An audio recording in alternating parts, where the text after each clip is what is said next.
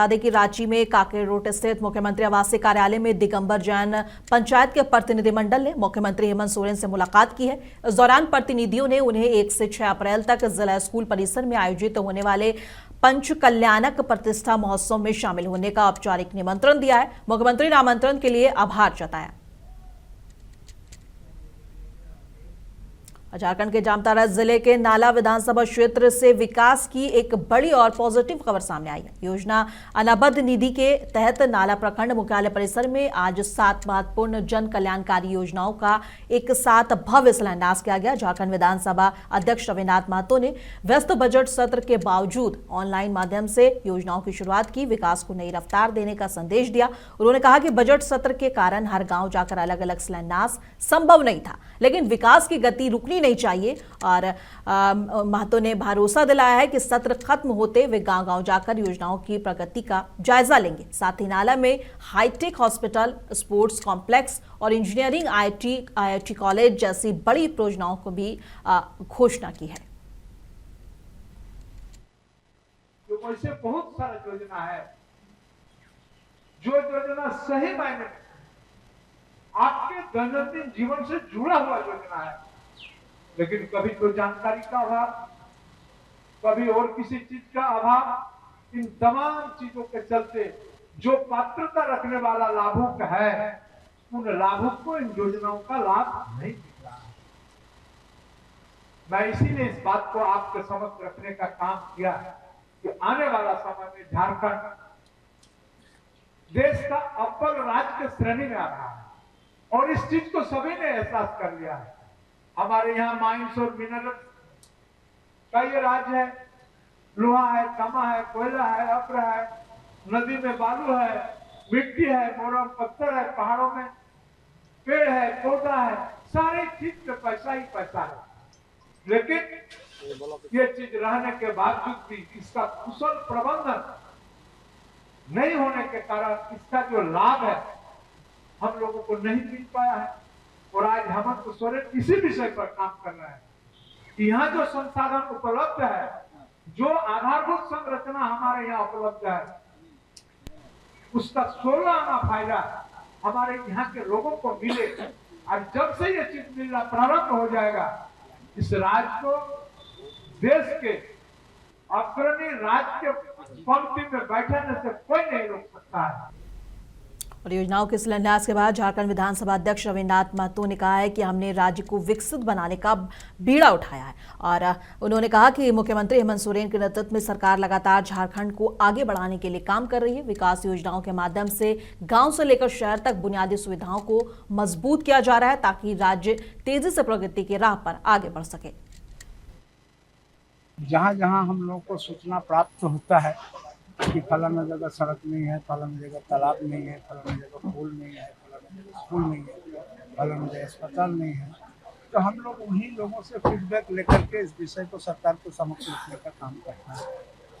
और चूंकि ये लोकप्रिय सरकार है, संवेदनशील सरकार है, हम लोग जिस विषय को रखते हैं जनताओं के लिए, इन जनता के इस विषय को गंभीरता से लेते हैं, जो यहाँ का स्वीकृति भी प्रदान और स्वीकृति प्रदान करने के उपरांत इन तमाम चीज़ों का निर्माण होते रहता है।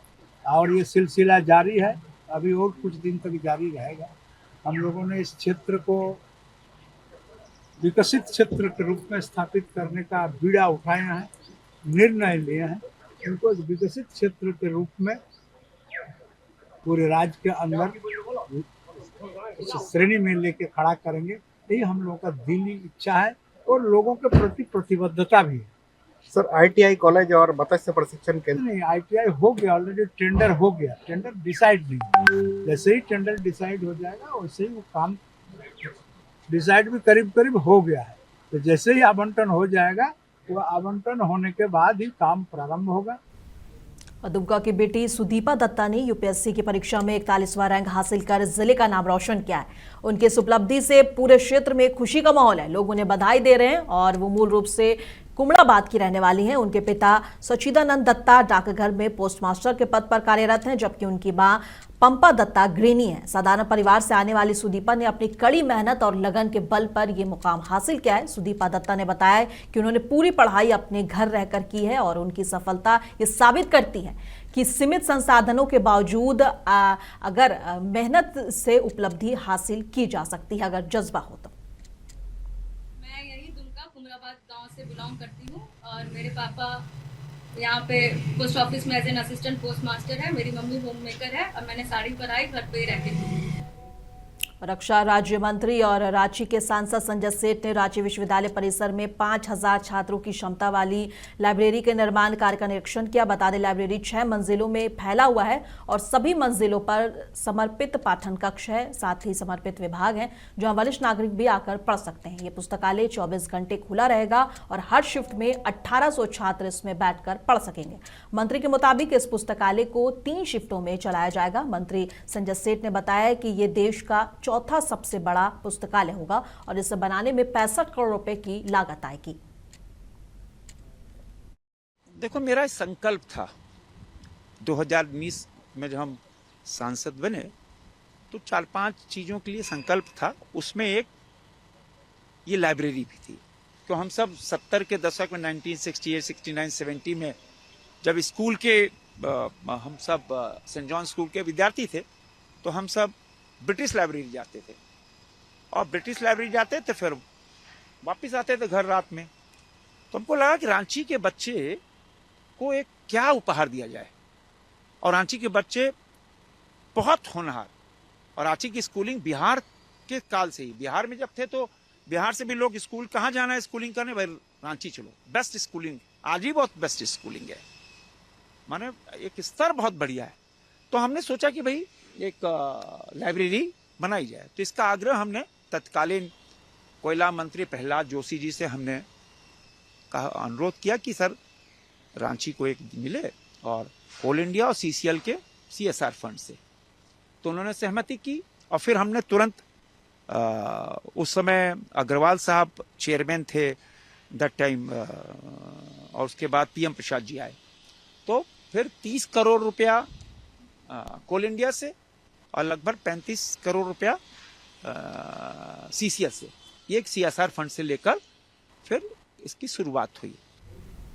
गोड्डा जिले के महागामा के प्रखंड अंचल कार्यालय में झारखंड आंदोलनकारियों के सम्मान में प्रमाण पत्र वितरण कार्यक्रम आयोजित किया गया। इस अवसर पर अंचलाधिकारी डॉक्टर खगेन महतो और गोपाल मंडल ने 29 झारखंड आंदोलनकारियों को प्रमाण पत्र देकर सम्मानित किया। कार्यक्रम के दौरान वक्ताओं ने कहा कि आंदोलनकारियों के संघर्ष, त्याग और बलिदान की बदौलत ही अलग झारखंड राज्य का सपना साकार हो सका। ऐसे वीर आंदोलनकारियों का सम्मान करना समाज और सरकार दोनों के लिए गर्व की बात है। कार्यक्रम में क्षेत्र के कई आंदोलनकारी और स्थानीय लोग भी मौजूद रहे। के अध्यक्ष भी रह चुके हैं। अभी वर्तमान में मैं झारखंड आंदोलनकारी संघर्ष मोर्चा के केंद्रीय अध्यक्ष हैं। आज क्या कार्यक्रम था? आज कार्यक्रम था, ये लोग सारे झारखंड अलग राज्य के कार्यक्रम में ये लोग हमारे साथ थे, जिसमें कि महागामा थाना कांड संख्या 5693 15/9/1993 को हम लोग बाजार को बंद करने के लिए आए थे। सारे लोग हमारे साथ थे, जिसमें कि 10 आदमी हम लोग का अरेस्ट हो गया, बाकी लोग पर लाठीचार्ज हुआ, ये लोग भाग गया था, जिसमें कि अज्ञात ये लोग थे। इनको मैं अपने केस में पहचान किया हूँ। ये लोग सारे झारखंड राज्य अलग करने में इनका बहुत बड़ा योगदान रहा है। ये सारे लोग को मैं पहचान करके सारे लोग को आज प्रमाण पत्र दिए हैं। कितने लोग को दिया गया? अभी 29 लोग को दिए हैं। मोटा मोटी 60 आदमी था, नहीं आ सका लोग। इसके पहले भी वितरण हुआ है। मोटा मोटी महागामा से हमारा 200-250 आंदोलनकारी का प्रमाण पत्र मिल चुका है, बाकी और कुछ पड़ा हुआ है वहाँ पर।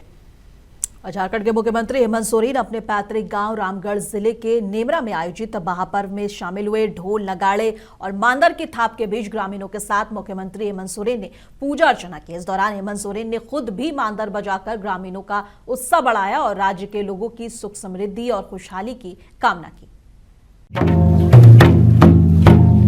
झारखंड के मुख्यमंत्री हेमंत सोरेन अपने पैतृक गांव रामगढ़ जिले के नेमरा में आयोजित महापर्व में शामिल हुए। ढोल नगाड़े और मांदर की थाप के बीच ग्रामीणों के साथ मुख्यमंत्री हेमंत सोरेन ने पूजा अर्चना की। इस दौरान हेमंत सोरेन ने खुद भी मांदर बजाकर ग्रामीणों का उत्साह बढ़ाया। रमजान के लिए सभी लोगों को, झारखंड की जनता और देश की जनता को हमारी ओर से बहुत बहुत शुभकामनाएं। सभी आदिवासी समुदाय और हमारे हिंदू समुदाय, मुस्लिम समुदाय, सभी लोगों का त्यौहार है। सभी लोगों को मेरी ओर से बहुत बहुत शुभकामनाएं। आज हम लोग भी अपनी परंपराओं के साथ आज गांव में हैं। बाहा आदिवासियों का एक प्रमुख पर्व है, जिसे फूलों के त्योहार के रूप में भी जाना जाता है। इस पर्व के मौके पर संथाल समुदाय प्रकृति की पूजा कर सुख समृद्धि और अच्छी फसल की कामना करते हैं। इस दौरान उनकी पत्नी और विधायक कल्पना सोरेन भी साथ में मौजूद रहीं। और नीतीश कुमार ने राज्यसभा के लिए नामांकन दाखिल कर दिया है और जल्द ही मुख्यमंत्री पद छोड़ने की चर्चा भी है।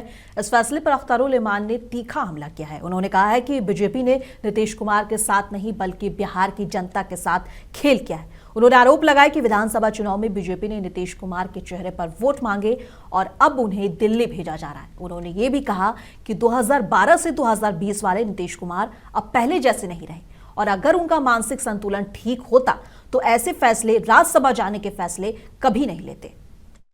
नहीं, भाजपा ने नीतीश कुमार के साथ खेला नहीं किया, भाजपा ने बिहार की जनता के साथ खिलवाड़ किया है। क्योंकि भाजपा को ये अंदाजा था कि मैं अपने चेहरे पर बिहार के लोगों को धोखा नहीं दे सकता हूँ। तो नीतीश कुमार जी इलेक्शन से पहले भी मानसिक तौर पर सही नहीं थे। एक मखौटा बनाकर रखा और नीतीश कुमार जी का जो पुराना एक विश्वास था, उस विश्वास को इन लोगों ने भजाया। उसके नाम पर इन लोगों ने वोट लिया और धोखा दिया बिहार की जनता को इन लोगों ने कि वोट लिया नीतीश कुमार जी के नाम से और सत्ता को संभालने का प्रयास अभी भारतीय जनता पार्टी कर रही है। ये कहीं ना कहीं तो खेला बिहार की जनता के साथ हुआ है। क्या आपका क्या राय है नीतीश कुमार जी को क्या करना चाहिए उनको? अब सवाल ये पैदा होता है नीतीश कुमार जी को क्या करना चाहिए। पहले तो ये है कि नीतीश कुमार जी कुछ करने के लायक होंगे तब तो कुछ करना चाहिए। मैंने कुछ दिन पहले ही कहा था कि हम लोग एक हमारे महान कवि रहे हैं मीर साहब, तो उन्होंने कहा होशो हवास अक्लो खिरत सब जा चुके मीर, एक हम ही रह गए हैं सामान जा चुके। सोचने समझने की जो शक्ति थी नीतीश कुमार जी की वो तो कभी की चली गई है। नीतीश कुमार का एक शारीरिक ढांचा है, वो नीतीश कुमार 12 से लेकर 15 तक, किसी हद तक 20 तक के नीतीश कुमार अब नहीं है। नीतीश कुमार जी का मानसिक संतुलन दुरुस्त बिल्कुल नहीं है। अगर उनका मानसिक संतुलन दुरुस्त होता तो इस तरह का फैसला वो नहीं करते, है ना। तो उनका साथ एक धोखा और बिहार के लिए विडंबना है